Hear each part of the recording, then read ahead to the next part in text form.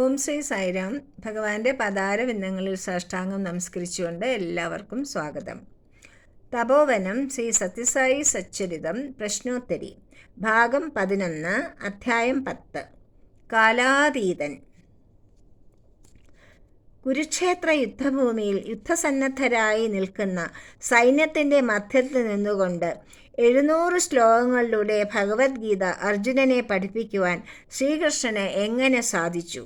അത്രയും നേരം ശത്രുക്കൾ നിശബ്ദരായി നിന്നത് എങ്ങനെയാണ്? പ്രശാന്ത നിലയത്തിൽ താമസിച്ചിരുന്ന സാഗമ്മ എന്ന ഭക്തയുടെ ഈ സംശയം സ്വാമി എങ്ങനെയാണ് മാറ്റിയത്? വൈകുന്നേരം സ്വാമി ഭക്തജനങ്ങളോടൊപ്പം ചിത്രാവതി തീരത്തെത്തി. സാഗമ്മയും കൂട്ടത്തിലുണ്ടായിരുന്നു. സ്വാമി ചിത്രാവതി തീരത്തെ പൂഴിമണലിൽ തൃക്കൈ പൂഴ്ത്തി ഒരടിയോളം നീളമുള്ള ഒരു ദന്തശില്പം പുറത്തെടുത്തു. ഭഗവാൻ ശ്രീകൃഷ്ണൻ അർജുനന് ഗീത ഉപദേശിക്കുന്ന ആ ശില്പം സൂക്ഷ്മമായ വിവരങ്ങളോടുകൂടി അസാമാന്യ വൈദഗ്ധ്യത്തോടെ നിർമ്മിച്ചതായിരുന്നു. ഭക്തജനങ്ങൾ ആശ്ചര്യസ്തബ്ധരായി. സാധാരണ ജനങ്ങൾക്ക് ഇത്ര സുന്ദരമായൊരു ശില്പം കൊത്തിയെടുക്കുവാൻ എത്ര നേരം വേണ്ടിവരും? ഇത് തയ്യാറാക്കാൻ എത്ര ശില്പികളും കലാകാരന്മാരും സഹായിക്കേണ്ടി വരും എന്ന് സ്വാമി ചോദിച്ചു. മാസങ്ങൾ കൊണ്ട് നിർമ്മിക്കപ്പെടേണ്ട ഒരു ശില്പം നിമിഷങ്ങൾക്കകം തൻ്റെ കയ്യിൽ എത്തിയതുപോലെ ഈശ്വരന് കാലത്തെ നീട്ടാനും ചുരുക്കാനും കഴിയും. അർജുനന് ഒരുപാട് നേരം നൽകിയപ്പോൾ മറ്റുള്ളവർക്ക് അത് കുറച്ചു നിമിഷങ്ങളായേ തോന്നിയുള്ളൂ. അങ്ങനെ താൻ കാലാതീതനാണെന്ന് സ്വാമി വെളിപ്പെടുത്തി. വളരെയേറെ വർഷങ്ങൾ സ്വാമി 1 മണിക്കൂറായി ചുരുക്കിയ സംഭവം വിവരിക്കുക. കൊളംബോയിൽ നിന്നും ഒരു ക്രിസ്ത്യൻ വിദ്യാർത്ഥി ഭാരതത്തിൽ പഠിക്കുവാനെത്തി. മദ്രാസ് ക്രിസ്ത്യൻ കോളേജിൽ ചേർന്ന് ഒരു ദിവസം ശ്രീരാമകൃഷ്ണ മഠത്തിൽ പോയ അയാൾ പരമഹംസദേവൻ ആരാധിച്ചിരുന്ന കാളീദേവിയിൽ ആകൃഷ്ടനായി. ക്രമേണ കാളി ഭക്തനായി തീർന്ന അയാൾ ദേവീമന്ത്രം ജപിച്ച് ധ്യാനിക്കുകയും സമാധിസ്ഥനാവുകയും ചെയ്തിരുന്നു. അയാൾ ഹിന്ദുമതം സ്വീകരിച്ച് സന്യാസിയായി. കുറച്ചു കാലം കഴിഞ്ഞ് സ്വന്തം അമ്മയെ കാണുവാൻ കൊളംബോയിലെത്തി. ഹിന്ദു സന്യാസ വേഷം മാറ്റി ക്രിസ്ത്യൻ സന്യാസിയാകുവാൻ അമ്മ അപേക്ഷിച്ചു. പക്ഷെ അയാൾ അതിന് തയ്യാറായില്ല. അയാൾ എല്ലാം ഉപേക്ഷിച്ച് പുട്ടപ്പർത്തിയിലെത്തി. സ്വാമി അദ്ദേഹത്തെ ഇൻ്റർവ്യൂവിന് ക്ഷണിച്ചു. ഇൻ്റർവ്യൂ റൂമിലേക്ക് ആനയിച്ച് 1 മണിക്കൂറിന് ശേഷം ഹാ അമ്മേ എന്ന ശബ്ദം പുറത്തിരിക്കുന്നവർ കേട്ടു. പവിത്രമായ വിഭൂതിയാൽ പാദാദികേശം അഭിഷിക്തനായ ആ ദേവീഭക്തൻ പുറത്തു വന്നു. എന്താണ് സംഭവിച്ചത്? ഇൻ്റർവ്യൂ റൂമിൽ ഒരു വലിയ വനം കാണപ്പെട്ടു. സന്യാസിയോട് നടക്കാൻ പറഞ്ഞു. അദ്ദേഹം ഘോര വനത്തിലൂടെ ദശകങ്ങൾ നടന്നുകൊണ്ടേയിരുന്നു. അപ്പോൾ പിറകോട്ട് തിരിഞ്ഞു നോക്കൂ എന്ന് സ്വാമി ആജ്ഞാപിക്കുന്നത് കേട്ട് തിരിഞ്ഞു നോക്കിയപ്പോൾ താൻ ആരാധിക്കുന്ന കാളീദേവി തൻ്റെ മുന്നിൽ തേജസ്സോടെ നിൽക്കുന്നത് കണ്ടു. അത് കണ്ട് ഹാ അമ്മേ എന്ന് വിളിച്ചു. ഘോരവനത്തിൽ വർഷങ്ങളോളം തപസ്സു ചെയ്യണമെന്നും കാളീദേവിയുടെ ദർശനം നേടണമെന്നും വർഷങ്ങളായി ആ സന്യാസി ആഗ്രഹിക്കുകയായിരുന്നു. ആ വർഷങ്ങളുടെ അനുഭവത്തെ സ്വാമി 1 മണിക്കൂറിൽ സാധിപ്പിച്ചു കൊടുത്തു. കലിയുഗത്തിൽ ഈശ്വര സാക്ഷാത്കാരം നേടാൻ എന്താണ് വേണ്ടതെന്നാണ് സ്വാമി ഉപദേശിച്ചത്. കലിയുഗത്തിൽ കഠിന തപസ്സിൻ്റെ ആവശ്യമില്ല. ഇഷ്ടദേവതയുടെ നാമം സദാ ജപിക്കുകയാണെങ്കിൽ അതുതന്നെ ധാരാളമായി. നാമസ്മരണയിലൂടെ മാത്രം ഈശ്വര സാക്ഷാത്കാരം നേടുവാൻ സാധിക്കും എന്ന് സ്വാമി ഉപദേശിച്ചു. 30 ദിവസങ്ങളെ 30 വർഷങ്ങളായി നീട്ടിയ സ്വാമിയുടെ ലീല എന്തായിരുന്നു? ലാൽ ബഹദൂർ ശാസ്ത്രി പ്രധാനമന്ത്രിയായിരിക്കുന്ന കാലത്ത് അദ്ദേഹത്തിൻ്റെ പേഴ്സണൽ അസിസ്റ്റൻ്റായ ത്യാഗരാജുവിന് ക്യാൻസർ ആണെന്ന് ബാംഗ്ലൂരിലെ ഡോക്ടർമാർ സ്ഥിരീകരിച്ചു. 3 മാസം കൂടിയേ ആയുസ്സുള്ളൂവെന്നും ഡോക്ടർമാർ പറഞ്ഞു. പരിഹാരത്തിനായി ഭഗവാൻ ശ്രീ സത്യസായി ബാബയുടെ തൃപ്പാദങ്ങളെ ആശ്രയിക്കുക എന്നും അവർ ഉപദേശിച്ചു. ഇന്ത്യൻ പ്രധാനമന്ത്രിയുടെ പേഴ്സണൽ അസിസ്റ്റൻ്റായ തനിക്ക് ഒരു ബാബയുടെയും കാലിൽ വീഴേണ്ടതില്ലെന്നും ഏറ്റവും നല്ല ചികിത്സ നേടാനാകുമെന്നും പറഞ്ഞുകൊണ്ട് ത്യാഗരാജു പോയി. 2 മാസം കഴിഞ്ഞ് അദ്ദേഹം വീണ്ടും ബാംഗ്ലൂരിലെത്തി. ഇനി 1 മാസം കൂടിയേ ജീവിതമുള്ളൂവെന്ന് ഡോക്ടർ അസന്നിഗ്ധമായി പ്രഖ്യാപിച്ചു. അസ്വസ്ഥനായ അദ്ദേഹം പുട്ടപ്പർത്തിയിലെത്തി. ദർശനത്തിനായി കാത്തിരുന്നു. സ്വാമി അരികിലെത്തിയിട്ട് ക്യാൻസർ എന്ന് പറഞ്ഞ് ത്യാഗരാജു പൊട്ടിക്കരഞ്ഞുകൊണ്ട് സ്വാമിയുടെ പാദങ്ങളിൽ വീണു. സ്വാമി അലിവോടെ വിഭൂതി സൃഷ്ടിച്ചു നൽകി. അത് കഴിക്കാൻ പറഞ്ഞു. 3 ദിവസം അടുപ്പിച്ച് ഇങ്ങനെ ഉണ്ടായി. അതിനുശേഷം സ്വാമിയുടെ സമീപത്ത് വന്ന് അരുളി, ക്യാൻസർ ക്യാൻസൽഡ്. പരിശോധനയിൽ രോഗത്തിൻ്റെ ഒരു തരിമ്പ് പോലും കണ്ടില്ല.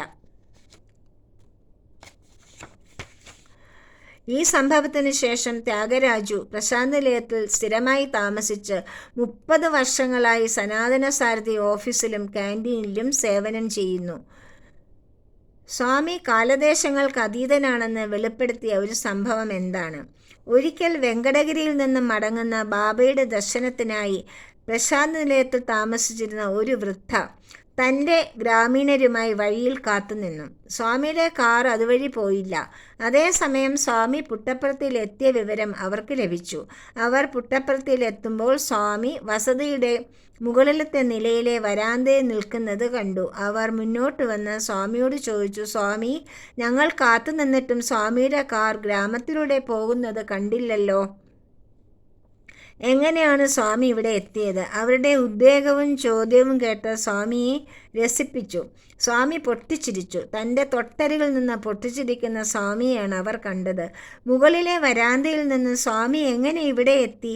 ആശ്ചര്യഭരിതരായ അവരോട് സ്വാമി പറയുന്നു, മുകളിൽ നിന്നും ഞാൻ താഴെ എത്തിയത് എങ്ങനെയെന്ന് കണ്ടില്ലേ? എനിക്കിങ്ങനെ ചെയ്യാനാകുമെങ്കിൽ നിങ്ങൾ ആരും കാണാതെ കാറിൽ ഇവിടെ എത്തുവാൻ ആവില്ലേ? തമാശയായി ചെയ്ത ഈ ലീല എത്ര ഗഹനമായ സത്യമാണ് വെളിപ്പെടുത്തിയത്. സ്വാമി കാലദേശങ്ങൾക്കൊക്കെ അതീതനായ സർവശക്തനായ ഈശ്വരൻ തന്നെയാണ്. ഒരേ സമയത്ത് അനേക രൂപങ്ങളിൽ പ്രത്യക്ഷപ്പെടാനാകുമെന്ന് തെളിയിച്ച സംഭവം ഏതാണ്? സ്വാമി ഭക്തന്മാർക്കൊപ്പം കൊടൈക്കനാലിൽ താമസിക്കുന്ന സമയം ഒരു ദിവസം പെട്ടെന്ന് കിടക്കയിൽ നിന്നും ചാടി എഴുന്നേറ്റ് അഴുത് വെടിവെക്കരുത് എന്ന് പറഞ്ഞു. അതേസമയം ഭോപ്പാലിൽ ഒരു മിലിറ്ററി ഓഫീസർ ആത്മഹത്യക്ക് ശ്രമിക്കുകയായിരുന്നു. വാതുക്കൽ മുട്ടുന്നത് കേട്ട് ആ ശ്രമം ഉപേക്ഷിച്ച് തോക്ക് ഒളിപ്പിച്ചിട്ട് വാതിൽ തുറന്നു. അവിടെ തൻ്റെ പഴയകാല സുഹൃത്തും ഭാര്യയും സാമാനവുമായി അവരുടെ പോർട്ടറും നിൽക്കുന്നത് കണ്ടു. ഈ അവിചാരിത സന്ദർശനവും സംഭാഷണവും കഴിഞ്ഞപ്പോൾ ഓഫീസർക്ക് ആത്മഹത്യ എന്ന ചിന്ത ഉപേക്ഷിക്കേണ്ടി വന്നു. അദ്ദേഹത്തിൻ്റെ ഭാര്യ അവിടെ ഇല്ലാത്തതിനാൽ തങ്ങളുടെ മറ്റൊരു കൂട്ടുകാരൻ്റെ വീട്ടിൽ പോകുമെന്ന് പറഞ്ഞ് സന്ദർശകർ പോയി. ഓഫീസർ തൻ്റെ തോക്ക് ഒരിടത്തും കണ്ടെത്തിയില്ല. അദ്ദേഹത്തിൻ്റെ ഭാര്യ ബാബ ഭക്തയായതിനാൽ ഇതൊക്കെ ബാബയുടെ ലീലയാണെന്ന് അദ്ദേഹത്തിന് തോന്നി. കൂട്ടുകാരൻ്റെ വീട്ടിൽ പോയി അന്വേഷിച്ചപ്പോൾ ആരും അവിടെ ചെന്നിട്ടില്ലെന്ന് മനസ്സിലായി. അപ്പോൾ തന്നെ ഭയപ്പെടേണ്ട, ഉപകരണം എൻ്റെ കൈവശമുണ്ട്, ബാബ എന്നൊരു എക്സ്പ്രസ് ടെലിഗ്രാം അദ്ദേഹത്തിന് ലഭിച്ചു. അദ്ദേഹം കൃതജ്ഞതാസൂചകമായി ബാബയ്ക്ക് ഒരു കത്തെഴുതി അയച്ചു. ആ കത്തിലൂടെയാണ് സ്വാമിയുടെ ഈ അനേക രൂപായ എന്ന നാമത്തിൻ്റെ മഹിമ ഭക്തജനങ്ങൾക്ക് മനസ്സിലായത്. യഥോ വാചോ നിവർത്തന്തേ അപ്രാപ്യ മനസാ സഹ. പരബ്രഹ്മത്തെക്കുറിച്ച് മനസ്സിനോ വാക്കുകൾക്കോ ഗ്രഹിക്കുവാനാകില്ല. ഏതു സംഭവമാണ് ബാബയുടെ കാര്യത്തിൽ ഈ വചനത്തെ അന്വർത്ഥമാക്കുന്നത്? 1988 ബാംഗ്ലൂരിലെ വൈറ്റ്ഫീൽഡിൽ സ്വാമിയുടെ കോളേജിൽ 1400 വിദ്യാർത്ഥികളുണ്ട്. സ്വാമി ഒരു രാത്രിയിൽ ഹോസ്റ്റൽ സന്ദർശിച്ചു. വിദ്യാർത്ഥികൾ എല്ലാവരും അത്യാഹ്ലാദത്തോടെ സ്വാമിയുടെ സന്നിധിയിൽ നിന്നു. പെട്ടെന്ന് കറണ്ട് പോയി. ഇരുട്ടിൽ സ്വാമി ശാന്തമായി ഒരു കുട്ടിയുടെ സമീപത്തെത്തിയിട്ട് പറഞ്ഞു, അതുൽ, കൈ നീട്ടുക, നിനക്കൊരു സാധനം തരാം. സ്വാമി ആ കയ്യിലൊരു ലഡ്ഡു വെച്ച് കൊടുത്തിട്ട് മെല്ലെ പറഞ്ഞു, ആരെയും കാണിക്കരുതേ, കൈ പുറകിൽ വെച്ചുകൊള്ളൂ. പെട്ടെന്ന് കറണ്ട് വന്നു. പ്രകാശം വരുന്നു. അതുൽ ചുറ്റും നോക്കിയപ്പോൾ ആശ്ചര്യചകിതനായി. 1400 കുട്ടികളും കൈ പുറകിൽ പിടിച്ചിരിക്കുന്നു. എല്ലാവരുടെ കൈകളിലും ലഡ്ഡു ഉണ്ട്. അതാണ് സ്വാമി. യുക്തി കൊണ്ടോ മനസ്സുകൊണ്ടോ അളക്കാനാവാത്ത, നാവുകൊണ്ട് പറയുവാനാകാത്ത അത്രയും അത്ഭുത പ്രതിഭാസരൂപം, പരബ്രഹ്മസ്വരൂപം. മുദനഹള്ളിയിൽ നടന്ന അത്ഭുതം എന്താണ്? മുദനഹള്ളി ബാംഗ്ലൂർ പുട്ടപ്പർത്തി റോഡിലാണ്. അവിടെ സ്വാമിയുടെ ഒരു സ്കൂളുണ്ട്. 1993 ഫെബ്രുവരിയിൽ കുട്ടികളുടെ കലാപരിപാടികളോട് കൂടി സ്കൂൾ വാർഷികാഘോഷം നടത്താൻ തീരുമാനിച്ചു. അനുഗ്രഹിക്കുന്നതിനായി സ്വാമിയെ ക്ഷണിച്ചു. സ്വാമി ചെല്ലാമെന്നും സമ്മതിച്ചു. പക്ഷേ സ്വാമി എത്തിയില്ല. സ്വാമിയുടെ അസാന്നിധ്യത്തിൽ തന്നെ എല്ലാ പരിപാടികളും നടന്നു. എല്ലാവരും നിരാശരുമായിരുന്നു. ആഘോഷങ്ങളുടെ ഫോട്ടോ എടുത്ത് ഫിലിം കഴുകി വന്നപ്പോൾ ഒരു ചിത്രത്തിൽ സ്വാമി നൃത്തം ചെയ്യുന്ന കുട്ടികളുടെ ഒപ്പം നിൽക്കുന്നുണ്ടായിരുന്നു. സ്വാമി ഒരിടത്ത് മാത്രമല്ല 5 വ്യത്യസ്ത സ്ഥലങ്ങളിൽ വ്യത്യസ്ത നിറങ്ങളുള്ള വസ്ത്രം ധരിച്ചാണ് കാണപ്പെട്ടത്. ആ ചിത്രത്തെ അംഗീകരിക്കുന്ന വിധത്തിൽ സ്നേഹപൂർവ്വം ബാബ എന്ന് അതിൽ എഴുതിയിരിക്കുന്നതും കണ്ടു.